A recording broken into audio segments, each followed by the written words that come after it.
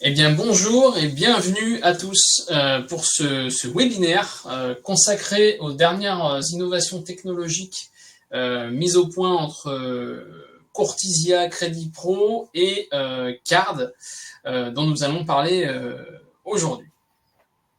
Alors, je suis en compagnie de Mohamed Chaibrassou ici même, qui va se présenter. Merci Anthony de m'accueillir lors de ce webinaire et ravi de le faire en ta compagnie. Pour me présenter rapidement, donc je suis Head of Partnership de Card et pour mieux expliquer ce que propose Card, Card propose donc une technologie permettant l'automatisation donc de la gestion du risque, de l'onboarding et de la conformité concernant les entreprises lorsqu'il s'agit donc de crédit particulièrement dans ce cas-là. Donc le partenariat qu'on a réalisé maintenant avec Courtisia, qui date maintenant de près de 3 ans, se consacre particulièrement donc à la gestion du risque, à l'onboarding donc des entreprises pour la constitution du dossier de manière automatisée. C'est ce qu'on va voir donc ensemble lors de ce webinaire. Merci Mohamed. Eh bien oui, et donc moi-même, je suis Anthony Cutron de la société Fletesia. Donc Fletesia qui édite des solutions de gestion pour les professionnels de la finance, que sont les courtiers en crédit immobilier, les courtiers en crédit professionnel, donc c'est ce qui nous intéresse ici avec le produit Courtisia Credit Pro, et puis les conseillers en gestion de patrimoine avec le logiciel Serenisia qui est également appairé à ces autres logiciels. Donc dans ce webinaire, nous allons parler donc principalement du courtage Crédit Pro avec l'outil Courtisia Crédit Pro et notamment plus précisément la partie qu'on appelle Data Entreprise Illimitée qui permet d'obtenir entre autres des liasses fiscales, le dépouillement automatique des bilans, donc les soldes intermédiaires de gestion, les ratios, etc., la cartographie des dirigeants et des entreprises, la cotation de ces mêmes dirigeants et donc l'antécédent des différentes entreprises, ainsi que l'analyse des relevés bancaires. Et la force du produit, c'est qu'on peut faire tout ceci en seulement 2 opérations et donc sur un volume de consultation illimité. Alors, donc on vient de se présenter, donc pour bien situer les différents acteurs du webinaire, donc Fletesia, que je représente, qui édite donc le logiciel Courtisia Credit Pro à destination des professionnels du financement d'entreprise. Et puis donc Card, représenté ici par Mohamed, donc qui est notre partenaire privilégié depuis 3 ans pour aller chercher toute cette data. Alors, depuis le début, donc, nous, notre leitmotiv, c'est vraiment d'écouter la clientèle, d'écouter les gens qui travaillent sur le terrain, hein, de vous écouter, vous, courtier en financement. Donc, la société Fletesia est née en 2013, hein, Courtisia a plus de 11 ans aujourd'hui, mais la partie Crédit Pro, dédiée vraiment au financement d'entreprise, a été mise au point, elle, en 2020. Donc en plein Covid. On l'a déployé à cette époque-là et à peine 1 an après, nous avons entamé le partenariat avec Card qui nous a permis de déployer une première version de cette formule qu'on connaît aujourd'hui de data entreprise illimitée, hein, donc les interrogations vers la data. Alors à l'époque, l'outil bénéficiait d'une certaine richesse fonctionnelle, mais vous autres utilisateurs, vous nous avez remonté depuis le terrain que c'était pas forcément pratique à utiliser. Il fallait peut-être repenser l'outil pour aller vers plus de simplification, parce que le but d'un outil comme ça, c'est quand même de faire gagner du temps et du confort. Donc, ce qu'on a fait, c'est qu'on a tout revu l'année dernière avec Card et on a tout remis en place pour aujourd'hui proposer un outil donc, qui seulement en 2 opérations permet de récolter toute la data dont on a parlé juste avant. Alors, la première opération, c'est bien sûr à la création du dossier. Donc, il y aura juste après une vidéo démonstration hein, qui vous permettra de mieux apprécier l'utilisation de l'outil. Mais donc, en 2 mots, à la création du dossier, on va pouvoir commencer à renseigner un numéro sirène ou les coordonnées d'un dirigeant, l'identité d'un dirigeant. Et ensuite, une fois le dossier créé, on va solliciter un service pour aller chercher les états financiers. Et à partir de ça, on est capable d'instancier un dossier avec déjà beaucoup d'informations et surtout, toutes les tâches sans valeur ajoutée habituelles pour le courtier en financement pro sont ici automatisées.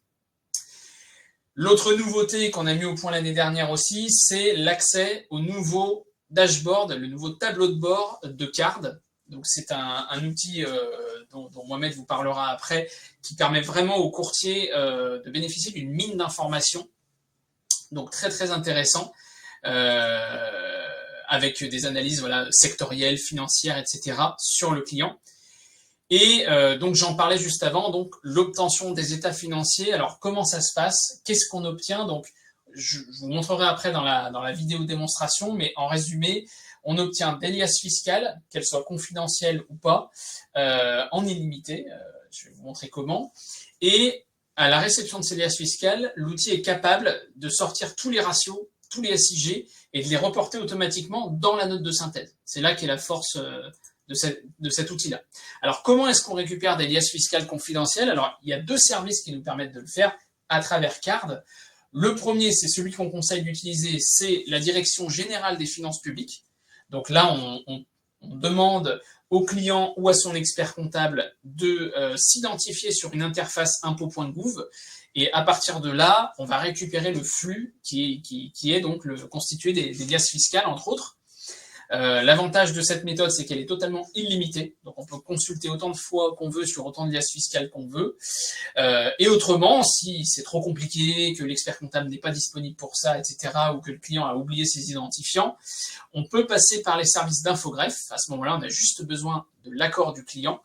Et en revanche, ici, sur cette partie-là, par contre, on n'est pas illimité. On est en pay as you go, c'est-à-dire qu'on est facturé à 5 € par interrogation. Ça reste raisonnable comme montant, mais il faut le savoir. Voilà.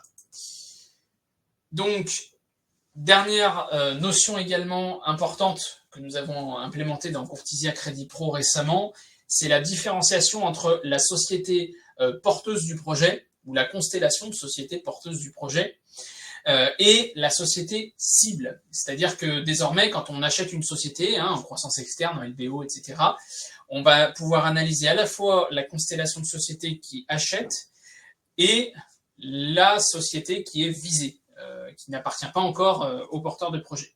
Voilà. Et pour terminer avant la vidéo, avec tout ce qui est cartographie et cotation, donc le nouvel outil de Card va permettre à la fois d'obtenir automatiquement un organigramme des sociétés, des dirigeants, etc., quelle que soit la complexité de la constellation de sociétés. Cette cartographie va se reporter automatiquement dans la note de synthèse. Et en plus de ça, on va pouvoir connaître l'intégralité des antécédents des entreprises et des dirigeants avec un système semblable à ce que peut avoir la banque. Donc je laisserai Mohamed tout à l'heure détailler un peu plus le sujet pour pas trop prendre sa place dans ce webinaire. Dernière parenthèse également, l'analyse des relevés bancaires.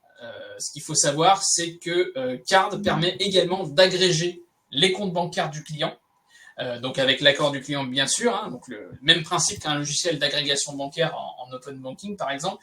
Le client renseigne ses identifiants et ensuite on récupère le flux qui est donc les 90 derniers jours de transaction tel que le prévoit la loi des SP2, et à partir de là on peut dégager tout un tas de statistiques sur les flux de transaction. On a fait minimum de 90 jours. Ça peut aller plus loin, ça dépend de la banque.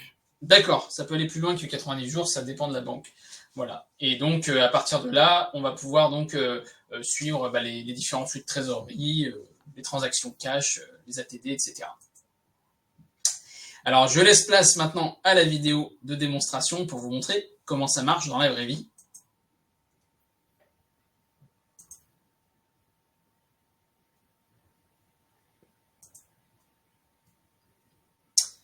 Donc, voici Courtisia Crédit Pro. Donc là, on est en train de créer un dossier de crédit professionnel. Donc, on va arriver sur la fiche prospect. Donc ici, on va spécifier le projet. Donc, ce qu'il faut savoir, c'est qu'on a vraiment une approche projet, porteur de projet, société. Et éventuellement, société cible quand elle est différente de la société porteuse. Donc là, on a un projet. On peut mettre, voilà, par exemple, un rachat de fonds de commerce ou autre, peu importe pour l'exemple. On va pouvoir ensuite saisir le porteur de projet ou pas. C'est-à-dire que là, volontairement, on ne le saisit pas parce que justement, on va aller le chercher. Donc là, on va aller les chercher soit par l'identité du dirigeant, soit comme c'est le cas ici, par le numéro sirène de l'entreprise. Donc là, on saisit un numéro sirène, on valide, et là, le logiciel est en train d'aller chercher toutes les informations dont il peut disposer sur la société, comme par exemple les actes légaux, on n'en a pas parlé, mais on va télécharger automatiquement tous les actes légaux, et là, on obtient donc la liste des différents gérants de la structure. Donc, on prend le premier, par exemple. Après, on va tous pouvoir les mettre sur un même piédestal, évidemment. Mais dans le cas présent, on doit renseigner un premier contact. Ensuite, on choisit entre prestation d'intermédiation bancaire IOBSP ou prestation de conseil indépendant. On peut faire les deux avec Courtisia. Voilà. Et ensuite, on va sélectionner, ici le collaborateur de la société Super Réseau qui va faire le dossier. Et là, donc, on instancie le dossier et l'outil a déjà récupéré une grosse quantité d'informations sur la société et son porteur de projet. Alors là, on est sur une page de garde de la note de synthèse, donc on peut même mettre le logo du client, comme on le fait là, on imagine un logo. Voilà. Et ensuite, on va pouvoir attaquer tout ce qui est description littérale. Mais avant, on vous montre justement les données qui ont été récoltées. Donc là, on a toute l'identité du gérant principal avec son domicile, sa date de naissance, son lieu de naissance. On va devoir renseigner par contre ses coordonnées. Ça, on peut pas aller les chercher aujourd'hui, heureusement. On renseigne donc ces différentes coordonnées.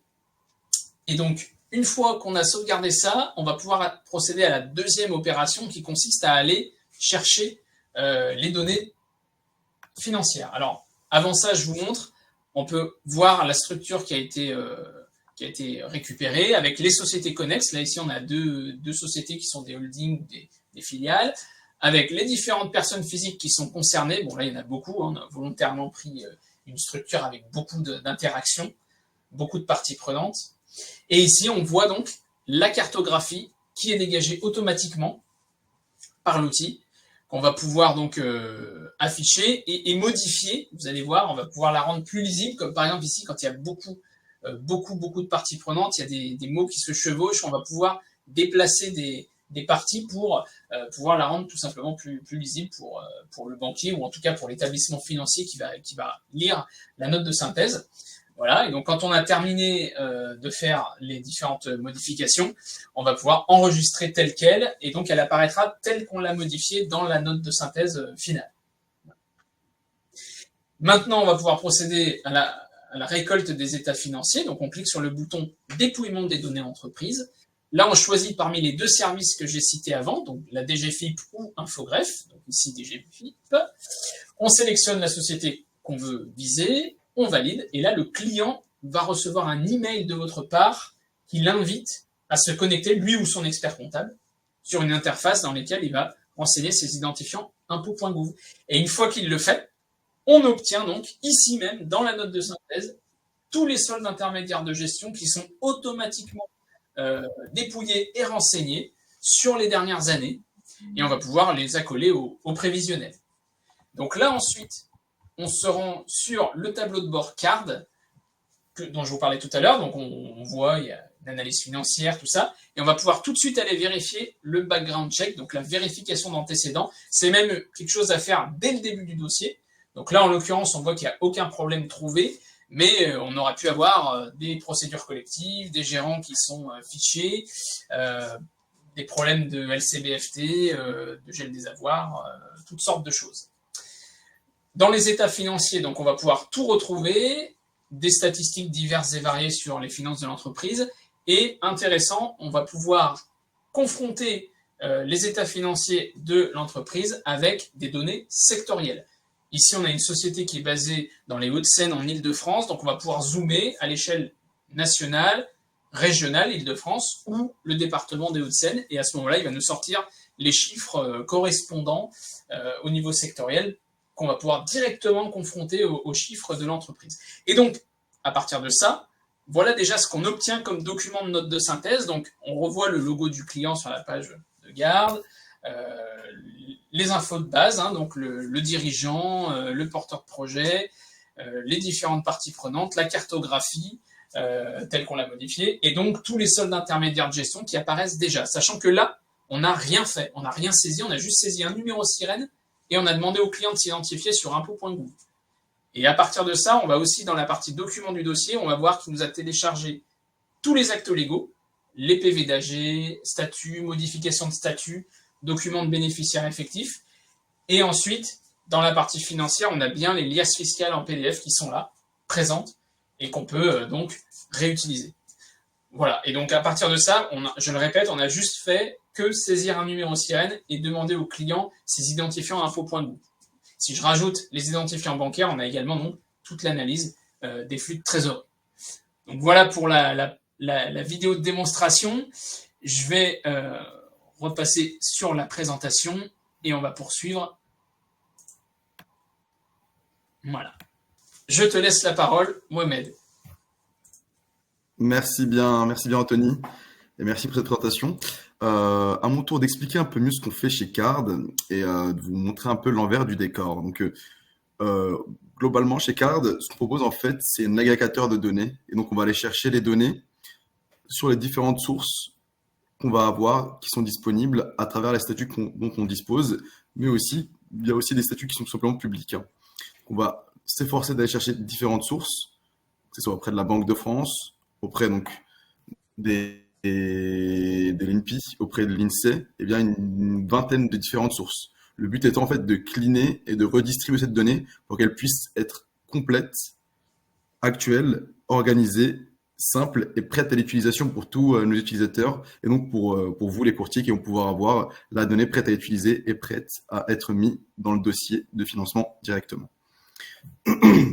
Donc pour ça, il y a une tuyauterie derrière que nous on organise de manière très technique et qui derrière servent pour des use cases très métiers, pour du courtage, typiquement pour du financement. Donc pour revenir un petit peu sur la cartographie des dirigeants et des actionnaires, donc, on va aller chercher donc cette cartographie des dirigeants et des actionnaires sur différents aspects. Tout d'abord, les dirigeants, on va avoir les identités complètes, c'est donc le prénom, nom, lieu et date de naissance, ce qui va nous servir ensuite, par la suite, à aller regarder sur les différentes listes donc, de sanctions, de gel des avoirs et autres, pour voir si la personne n'est pas fichée, mais aussi à travers aussi différentes sources. Typiquement, si elle n'est pas interdiction de gérer, si elle n'a pas une procédure collective qui est liée à une de ces entreprises ou autre. C'est pour ça qu'on passe en revue le réseau des sociétés liées aux administrateurs et aux actionnaires. On trouve des situations de détresse, comme j'ai pu l'expliquer, et puis donc les bénéficiaires effectifs, on va aller aussi les chercher de manière similaire, donc nom, prénom, date de naissance, lieu de naissance, et c'est pour ça qu'on peut faire un check très précis sur tout ce qui va être liste de sanctions, mais aussi tout ce qui va être liaison avec d'autres entreprises. Ça nous permet en fait d'assurer donc la fiabilité de la donnée et la fiabilité de la liaison qu'on va trouver à travers la cartographie. Donc tout récemment, on a un peu amélioré notre background check en y mettant un peu de couleur pour qu'on puisse distinguer les liens capitalistiques des bénéficiaires effectifs avec les liens de gérance. Donc là, typiquement, vous allez avoir le trait jaune, c'est un trait de liaison capitalistique, les bénéficiaires effectifs, et donc le trait noir qui va être un lien de gérance. S'il y a des liens qui sont en pointillés, ça veut dire que c'est des liens qui sont passés, des liens qui sont plus actuels, qui ne sont plus actuels, mais qu'on a quand même repérés. Typiquement, si on retrouve un bénéficiaire effectif qui l'a été de 2010 à 2015, c'est quelque chose qu'on pourra ressortir aussi à travers la cartographie. Et j'ai une petite précision à apporter, Mohamed, par rapport aux bénéficiaires effectifs, c'est que bientôt, la législation mettra plus ces données-là à disposition du public, mais je crois que du coup, grâce à votre technologie, on pourra toujours le faire à travers Courtisia et les services de Card. En effet. Exactement. Merci pour la précision, Anthony. Effectivement, donc à partir de juillet, fin juillet, si je me souviens bien, il n'y aura plus la liste des bénéficiaires effectifs ne sera plus publique. Et à travers nos statuts, vous allez toujours pouvoir en bénéficier. Et cela tout simplement en mettant une validation auprès de votre client des conditions et services d'utilisation de Card. Lorsqu'il les valide, vous pouvez accéder à la liste des bénéficiaires effectifs à travers nos services.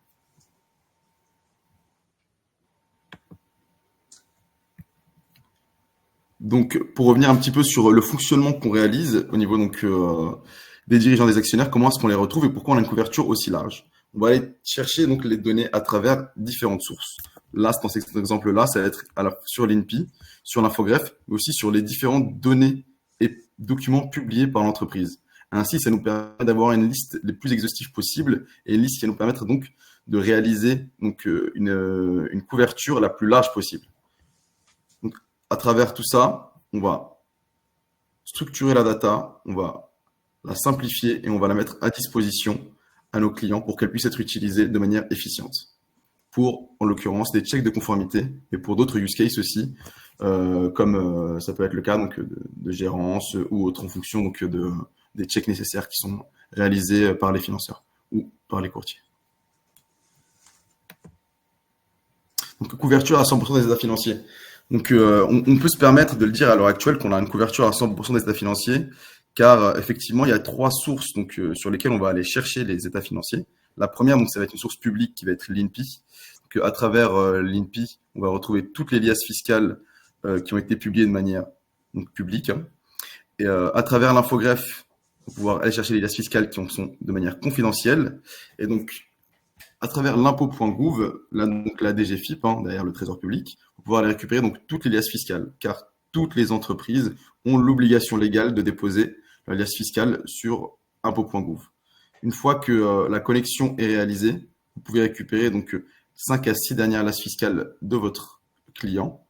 Et de la même manière, quelle que soit la source utilisée pour récupérer les liasses fiscales, vous allez pouvoir donc avoir une analyse automatique. Donc cette analyse, elle va être réalisée, elle va être faite sur tous les ratios et les SIG, donc une quarantaine de ratios et SIG qui sont utilisés par la plupart des banques. Donc tous nos ratios et SIG ont été réalisés en partenariat avec des banques et donc un Chief Risk Officer d'une banque. Et je précise, Mohamed, que du coup, quand on demande à l'utilisateur, enfin au client, pardon, ou à son expert comptable de réaliser une identification sur les services d'impôt.gouv, à aucun moment on ne stocke ces identifiants. Nous, on récupère uniquement le flux qui en sort, et c'est-à-dire notamment les liasses fiscales. Mais ça fonctionne exactement comme pour l'agrégation bancaire et les logiciels d'agrégation qu'on connaît, sur lesquels on enseigne ses comptes, etc. À aucun moment on stocke les identifiants. Exactement, ouais. Exactement. Tout est fait de manière à ce que aucun identifiant soit stocké et que la passerelle soit faite de manière ultra sécurisée. Donc l'analyse des relevés bancaires, donc comme a pu l'expliquer Anthony précédemment, effectivement, donc on a cette petite liaison qui se fait avec le compte bancaire de votre client. À travers un lien, il va tout simplement aller se connecter avec ses identifiants d'entreprise, BNP. Et à travers cette connexion, on va pouvoir récupérer donc les relevés bancaires de 3 à 6, voire 12 mois pour certaines banques. Une fois que ces données sont récupérées, ça permet tout d'abord un onboarding digital en récupérant à la fois les liasses fiscales et les relevés bancaires en une seule fois, une fois envoyé à votre client, un onboarding en une seule fois, sans pour autant aller chercher les papiers par-ci, par-là, tout simplement via via 2 liens en l'occurrence, celui pour les relevés bancaires et celui pour les impôts.gouv. Donc, de la même manière que pour les liasses fiscales, on va réaliser une analyse sur les relevés bancaires. L'analyse, elle va être faite sur différents aspects, donc des plus connus. Typiquement, on va aller checker s'il y a des découverts, s'il y a des saisies sur compte, des défauts de paiement, des chèques sans provision, des recouvrements des dettes. Donc, vous allez plus avoir à faire l'analyse de manière manuelle, mais à travers un simple clic analyse, vous avez directement l'analyse qui est faite sur les relevés bancaires. Et vous avez donc les principaux indicateurs, les flux entrants, sortants les flux entrants et sortants bancaires, ainsi que la balance qui a été faite sur les 3, 6 ou 12 derniers mois. Donc, All Data in One API, donc c'est un peu la philosophie qu'on veut avoir chez Card, c'est d'être exhaustif sur les données liées aux entreprises et de pouvoir servir différents use cases qui sont liés pour le financement. Donc là, ça va être le profil de l'entreprise, des données assez classiques, l'identité, les dirigeants. Puis ensuite, un peu plus complexe, plus difficile à trouver, que nous, on va s'efforcer d'aller trouver, qu'on va s'efforcer de cleaner et de redistribuer de manière simple et utilisable pour l'utilisateur. Donc ça, niveau donc légal, finance et réputation. Le finance, on a pu le voir sur l'aspect liasse fiscale. Le légal, donc ça va être les procédures collectives, les décisions de justice avec lesquelles on a accès.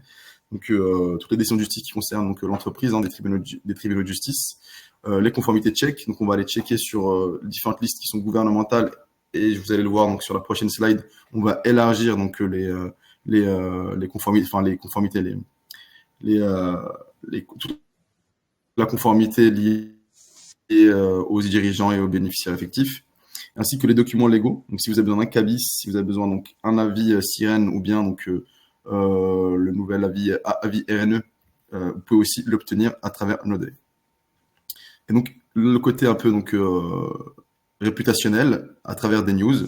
Donc on a un algo qui va aller chercher tous les dirigeants et les bénéficiaires effectifs et va faire multiples recherches associées avec dirigeants, bénéficiaires effectifs, noms de l'enseigne, noms commerciaux de l'enseigne pour essayer de retrouver les éventuelles données, news, articles et autres qui ont été publiés sur l'entreprise. Donc là, on a jusqu'à 25 millions d'entreprises qui sont couvertes et on se force d'actualiser cela de manière quotidienne. Et donc pour l'année 2024, on a quelques nouveautés qui arrivent. En l'occurrence, il y a décisions de justice. Donc les décisions de justice dont je vous parlais précédemment, on va pouvoir donc les résumer en un instant, pouvoir récupérer en fait ce qui est le plus pertinent pour le courtier et pour le banquier in fine, savoir si l'entreprise a été condamnée, en quoi l'entreprise a été impliquée dans ces décisions de justice. Et donc en un clin d'œil, vous allez savoir si l'entreprise est liée, en quoi il y a l'entreprise et surtout si elle a été condamnée dans cette décision de justice. Donc le check LCDFT PEP étendu. Donc là, ça va être le check actuel qu'on a, c'est un check assez sommaire qui va aller checker donc près des listes gouvernementales françaises et donc sur toutes les listes qui sont à disposition, qui sont mis à disposition par l'État français. Donc le nouveau qui va arriver là, ça va être donc sur toute l'étendue européenne, toute l'étendue mondiale. Donc ça va checker PEP, liste de sanctions, médias défavorables, pour garantir la conformité en fait à travers donc ce check là. Donc ça va du niveau européen jusqu'au niveau mondial. Ça va checker sur toutes les listes existantes. Et donc les liasses fiscales OCR clients, la dernière feature qu'on va avoir, donc c'est des remontées clients qu'on a eu. Et certains de nos clients ont justement des liasses fiscales qui sont données par leurs clients. Et donc, ils souhaitent avoir l'analyse automatique et ils souhaitent donc pouvoir utiliser ces liasses fiscales car c'est leur seule source et non pas rentrer ça manuellement. Et donc, à travers un PDF, vous allez tout simplement donc OCRiser, donc récupérer toutes les données qui sont disponibles sur les liasses fiscales. Et de la même manière que précédemment pour les liasses fiscales publiques ou à travers la source DGFIP ou Infogreffe, vous allez récupérer les données, les analyser et pouvoir les afficher dans le dashboard de Card comme n'importe quelle liasse fiscale qui sera liée à votre client. Ouais, ça c'est quelque chose qui est très demandé depuis longtemps, donc Ouais. les gens vont être contents. Donc en d'autres termes, ça sera vraiment une reconnaissance de caractère sur la base d'un scan en fait, hein, c'est ça? C'est ça, c'est tout simplement, faudra donc entrer une liasse fiscale et En puis elle PDF. va l'OCR c'est un peu technique, mais on va récupérer donc les différentes caractères donc liés à la liasse fiscale et on va les retransposer donc sur le dashboard pour que vous puissiez avoir l'analyse et ensuite créer le dossier tout simplement après sur Courtisia. Eh bien merci. Merci pour cette présentation, Mohamed, plus détaillée sur la. Merci à toi, Anthony. Bah, avec plaisir. Merci à tous d'avoir assisté à cette présentation. Et du coup, maintenant, nous allons passer à la partie questions-réponses. Donc, on va laisser l'auditoire nous poser des questions et on y répond avec grand plaisir. Vous pouvez voir qu'il s'affiche à l'écran donc toujours les coordonnées de la société Fletesia. Vous n'hésitez surtout pas à nous contacter si vous souhaitez d'autres informations après ce webinaire ou si vous voulez tout simplement tester l'outil ou voilà, obtenir un entretien avec nos merveilleuses équipes commerciales. Ça y est, on a une question. Alors. Accès Fiven pour les cotations Banque de France. Ça, c'est une bonne question et j'ai l'impression qu'elle revient assez souvent dans nos webinaires, Anthony. Ouais, ouais, ouais, ouais. Donc, nous, ce qu'on va faire en fait sur le FIBEN, on va faire l'équivalent du FIBEN via nos données. Ça va être le FIBEN 51, celui du dirigeant. Via le FIBEN du dirigeant, on va le réaliser via nos données qui va nous permettre de voir les éléments préjudiciables de la cartographie. S'il y a un élément préjudiciable, on va pouvoir le voir. Le FIBEN est réalisé jusqu'à 5 ans en fait, d'historique. Nous, on va élargir jusqu'à 7 ans pour être un peu plus rassurant, pour ajouter un peu de réassurance.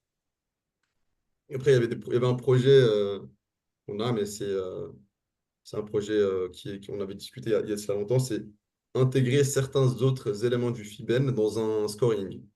Mais ça serait pour un cas un peu plus précis dans une discussion ultérieure avec Anthony. Et donc là, on nous demande donc FIBEN dirigeant, ok, mais celui de l'entreprise.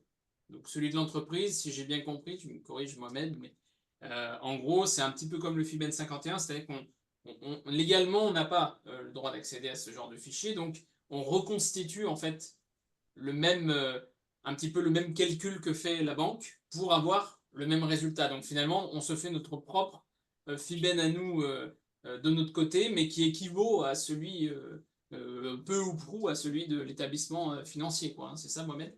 Ouais, exactement, c'est tout à fait ça. C'est depuis donc, toute l'open data, en fait, les données sont exploitables via l'INPI, via Infogreffe et via d'autres sources de données.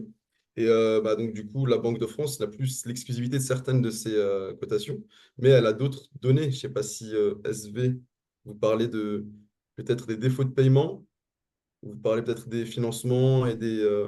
Bonjour, non, je parle simplement de la cotation entreprise qu'il y a, qui est faite, par exemple le X0, où ça vous donne en fait deux choses. Ça vous donne le niveau de chiffre d'affaires rapidement et ça vous donne également la note sur les paiements, par exemple de 3, 5, 6 ou jusqu'à 9 qui est rédhibitoire. Ouais, effectivement, on a accès à ce type de données, mais on ne peut pas les redistribuer. Si vous avez le statut, en revanche, on pourra en discuter dans un second temps, mais effectivement, on peut pas redistribuer ce type de données car elles sont propres à la Banque de France. Et vous connaissez peut-être la Banque de France, mais elle aime bien garder les données qu'elle a. OK. Parfait, merci beaucoup pour votre question. Y a-t-il d'autres questions?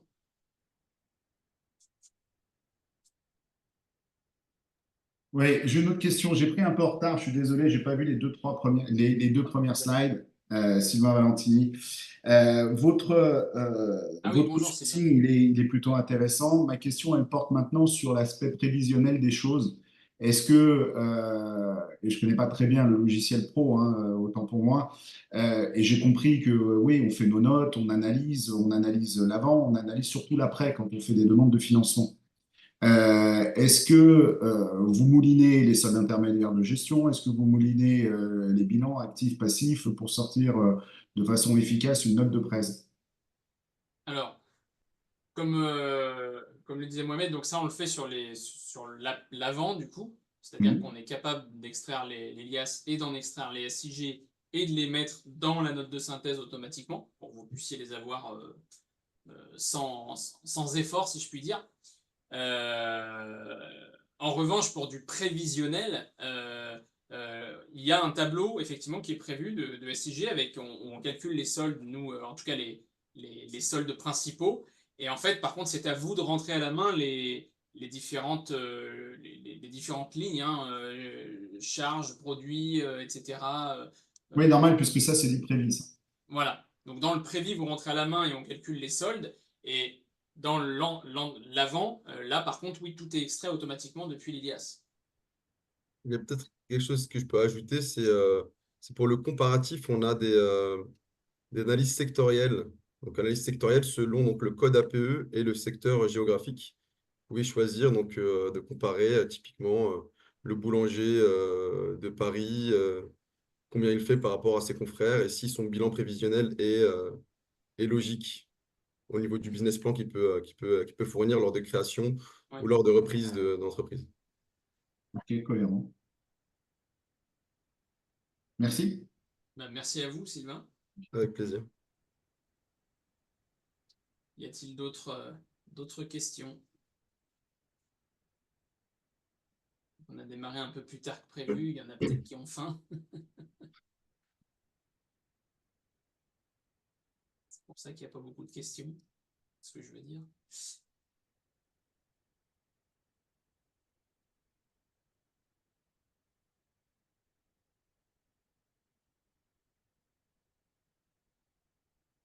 Si, une autre question. On a moyen de tester? Bien sûr. Ah bah pour ça, oui, il faut que vous preniez contact avec moi, Sylvain, et puis je pourrais vous faire tester, bien sûr. Bon, vous pouvez tester pendant 1 mois avec tous les services de card. Ça vous permet Ouais. de tester sur un dossier en réel.